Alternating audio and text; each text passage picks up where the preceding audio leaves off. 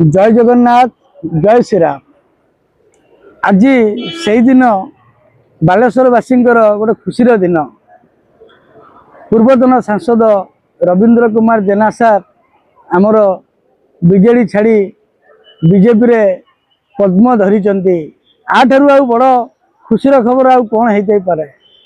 आमर बालेश्वर जो बीजेपी रो जो एमएल भाई माने अछंती मोर समस्ते तांको आह्वान करिसेंती आज भुवनेश्वर रे। मु दुखर कथा मुझे भुवनेश्वर जाई पाइलनी। ता सहित मो संतोष भाई की एतिकी मु बधाई देवी। भाईंकर परिश्रम आउ आरके सारंकर परिश्रम बालेश्वरवासी की उन्नतिर उन्नति सहित उन्नति ही करिवे एतिकी मोर भगवान पार प्रार्थना, एतिकी मोर आत्मविश्वास। जय जगन्नाथ जय श्रीराम जय श्रीराम।